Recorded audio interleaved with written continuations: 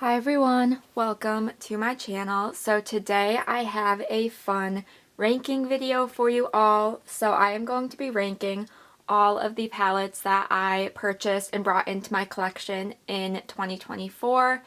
This is a video I've done at least the past couple of years, I think, and I just think it's a really fun way to look back at the palettes that I've brought into my collection and let you know kind of the order they stand for me.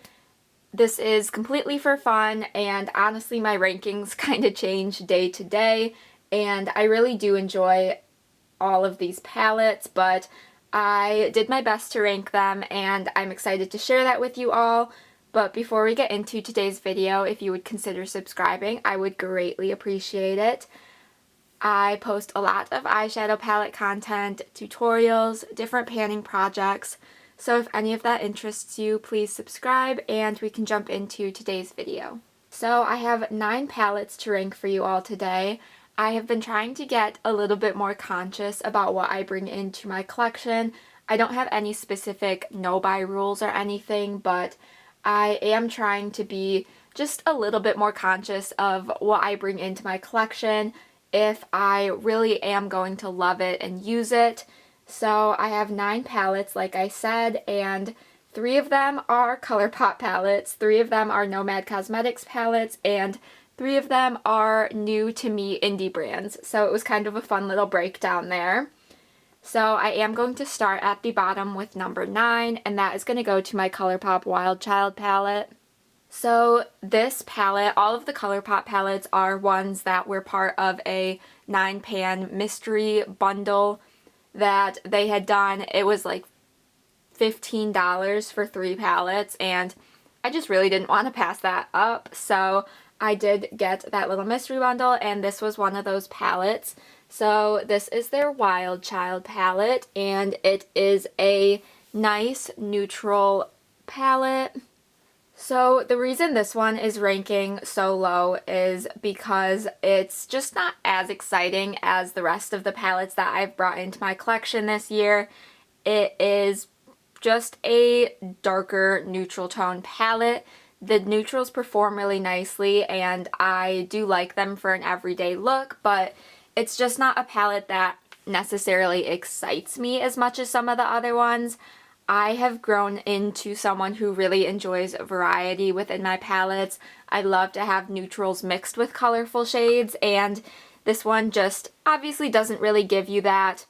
Most of ColourPop's 9-pan palettes are monochromatic, and I knew that going in, so I am not surprised that I did get monochromatic palettes, but just in the scheme of things with the rest of the palettes, this one isn't my favorite. Alright, next up at number 8, we have another ColourPop. So this is the Baby Got Peach palette, and I honestly expected this one to be my favorite out of my ColourPop palettes from this year, but I did end up ranking it at the second to the bottom. This is still a really cute color story, and the formula of this is really nice as well. I just haven't really reached for it a ton this year, and I feel like it got a little bit neglected from me. I was reaching for other things more, so that is why it is ranking towards the bottom. This is one of the ColourPop 9-pans that had caught my eye when it first released, and I had thought about picking it up, but I ended up skipping, so when I got it in this little mystery bundle, I was really excited about it, and it is one I am still excited about. I just kind of have to reach into it a little bit more and pull it out and play around with it because it is a super cute color story. I don't love that it has a pressed glitter in it. Those are not my favorite. I would have much preferred if that was just a plain shimmer shade, so I feel like that bumps it down a little bit as well, but it is still really pretty and it's a cute, just peachy little palette. Alright, next up at number 7, this one kind of surprised me a little bit, but I just kind of liked the other palettes more looking back, so I am going with the final of the 3 ColourPop palettes. This is the Main Squeeze palette. This palette is easily the one that surprised me the most this past year. I am not usually a monochromatic palette person, so Why I got this mystery bundle is a little bit of a mystery, but I just couldn't really pass up the deal. And I am so happy with this palette. I think it is so much fun. I have wanted to reach into this one multiple times. It was recently in my pan those eyeshadows as well, so that helped me get some use on it, but I have been just drawn to reaching for this palette, and it honestly surprised me with how much I was interested in it. I expected this one to be probably just above Wild Child. I expected this and Baby Got Peach to be switched, but I ended up liking this one a little bit more. I've used it quite a bit more than Baby Got Peach, so this one has been a real surprise for me. And honestly, I did think I was going to rank this one higher, but the other palettes just have a little bit more variety and are a little bit more exciting, so this one does still end up towards the bottom, but I was pleasantly surprised with this one. Alright, next up we are getting into the very difficult part of this ranking already. So I think I'm going to give number 6 to my newest palette, which is the Ensley Rain Happy Go Lucky.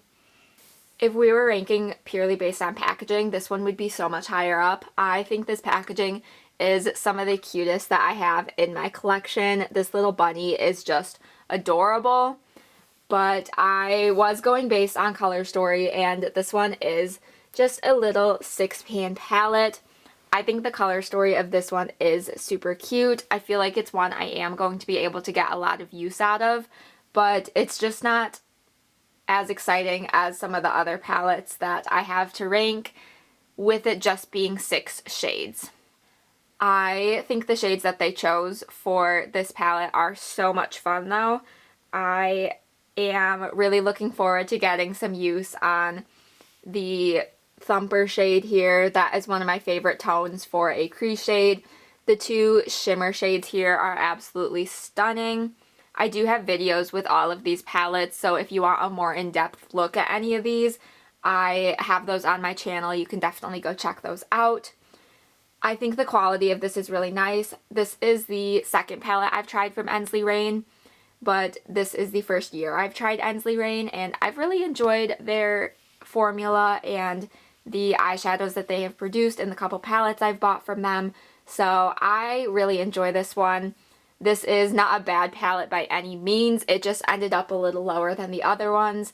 Like I said, this is where we really get into kind of it being difficult for me to rank these, because the rest of these palettes are just so good.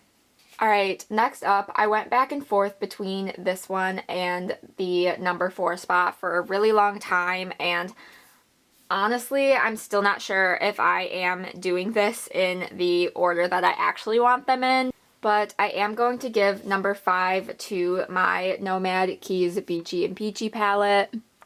So if you've heard me talk about this palette before, you know that I absolutely love the theming around this palette. I am a huge Florida Keys fan, and this one was just so much fun. I was going to purchase this one regardless of what the color story looked like, and thankfully I did like the color story, but it honestly ended up not being quite my favorite. I think a lot of that has to do with the fact that I'm not as big a fan of Nomad's 18-pan palettes.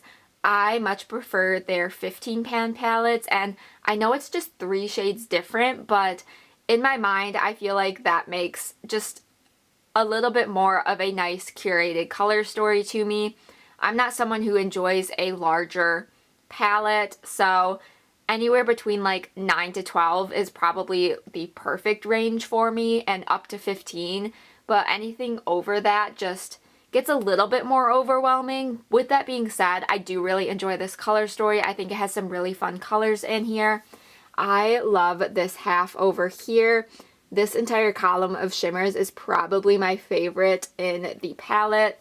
There is just a ton of variety, of course, within this palette. There are some beautiful pops of color. You get your nice blue shades, your warmer tones, your greens. There's just a lot you can do with this palette, and I think that's super fun and exciting. I just would have preferred a few less shades, but I'm not going to complain too much about that because it's more eyeshadow, and I love eyeshadow, so There is definitely nothing wrong with that. But for that reason, this one did rank a little bit lower, but I still absolutely love this one, and of course the theming of this one is just right up my alley. Alright, next up, number 4 is going to go to my Sinful Echoes Alchemist's Apothecary palette. So this is the first palette that I have tried from this brand, and I really enjoyed it. They came out with 3 palettes in this collection. The other 2 were a lot more monochromatic, but this one just really spoke to me. First off, I love the packaging of it. I think it's so pretty. And then you just get these nice 6 shades in here. So just looking straight on with this palette, you can't really tell, but these 3 shimmers are all duochromes or multi-chrome shades. They are absolutely stunning. I'm going to see if I can capture some shift with these, but I think they're absolutely beautiful, and I just really enjoyed trying this palette out. I think it was a lot of fun, and it is only 6 pans, which doesn't give me as much variety as the other ones coming up, but I still really enjoyed this color story. I think it is super fun. You kind of get groups of 2 within this palette, and I think that is fun, and you can obviously mix and match, which I do quite a bit. This Pentacle shade is one of my favorites for my crease. That is just one of my favorite tones. The shade Disillusion is absolutely gorgeous. I feel like it's a nice everyday duochrome for me, and I just think it's really pretty. And then you can just add in your fun pops with the greeny blue shades, and you can add your depth with this shade. So I feel like there is a lot you can do with this palette with it only being 6 shades, and that is why this one got ranked higher. And the 3 shimmery shades in here are just very special and beautiful, so they definitely bumped this one up to be ranked higher. Alright, next up at number 3 we have my Nomad Fuji 5 Lakes palette. I became obsessed with this palette from the moment that I got it. First off, the packaging of this is gorgeous, and then the color story was just so fun. I think Nomad does such a good job of creating fairly unique color stories. This is obviously just the primary colors, but with just different tones to each of them, and I feel like they just combine so well, and it's just such a gorgeous palette. There is a lot you can do with this. Like I said earlier, I really like when Nomad does their 15 pan palettes. That is probably my favorite size from them, and this is of course one of those, so that just also bumps it up a little bit in my opinion. This is a palette that right when I first got it, I was making a list of looks I wanted to create, and I was getting up in the teens of just looking at this palette and being inspired by the shades and different looks that I wanted to create, and I feel like that's a really good mark of a good palette. So there's a lot you can do with this, a lot of variety. You can go a little bit more neutral, you can add some nice depth, you can mix and match the colors. I just think this one is super, super fun. It's just not as high as the other ones. I like the other color stories maybe just a touch more, but this one is so good, and honestly, these top 3 they were really hard to rank. Alright, next up, coming in at number 2, is gonna go to my Ensley Rain Flourish palette. So this was the first palette that I bought and tested from Ensley Rain, and I fell in love with this palette. First off, this packaging is absolutely stunning. They do such a good job with the full presentation of their palette. And then this is the color story. So it is, of course, a bit more on the brighter, fun side, but I feel like when you break it down, you can still get some more wearable, at least for me, looks.